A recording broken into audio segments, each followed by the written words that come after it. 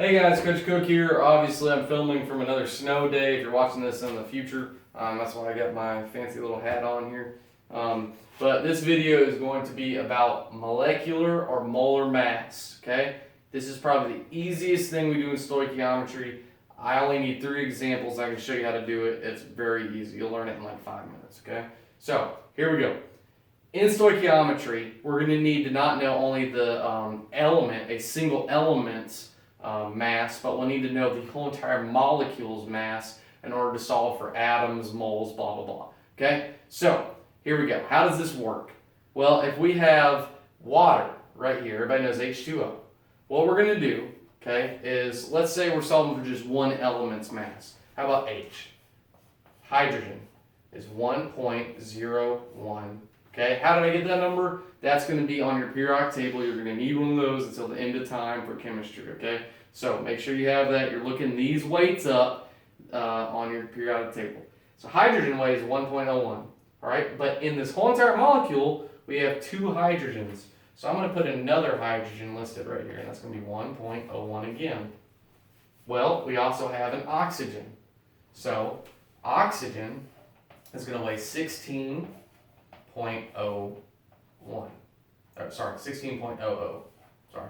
So we have 1.01, 1.01, and 16.0. If we want to know the whole entire mass of everything in this molecule, it's simple, guys. You just add it.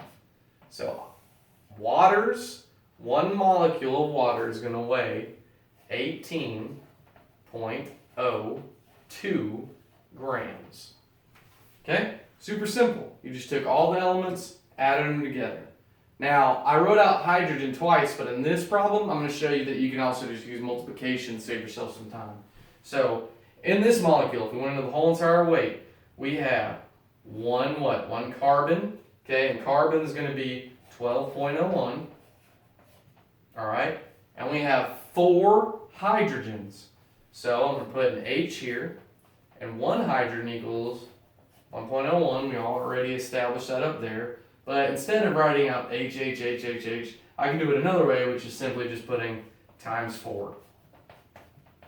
Well, if I carry it over, obviously 1.01 times 4 is going to be 4.04. Okay, so everybody get how I got that? So guys, once again, you just simply add them up. If I'm trying to find the weight of everything, I need to just add. So this weight plus this weight is going to give me 16.05 grams. Now, super simple, okay? So one way where I listed them all out, if that's easier for you, do that every time.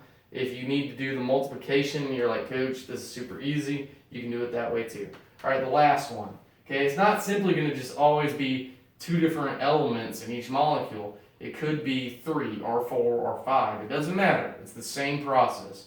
So we have NaOH. That's 1 molecule, 1 element, 2 element, 3 elements in this one molecule.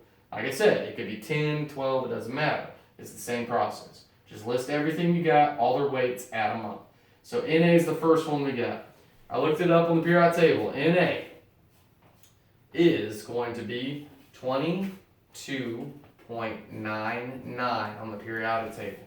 Okay, just look it up. Like I said, you're going to need one for these.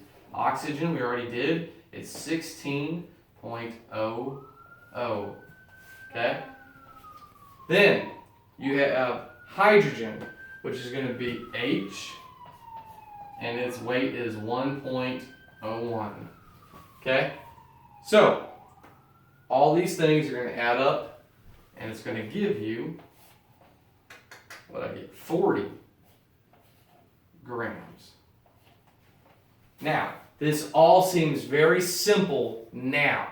When we get further into stoichiometry problems, what's going to happen is you're going to have to do these steps first in order to solve for things like moles, atoms, things like that. Okay, it could be elephants, hippos, it doesn't matter. Okay, you have to do the same process. Okay, so awesome job, guys. If you need other help, there's other videos I'm going to be posting on eClass about how to do these different stoic problems. Okay.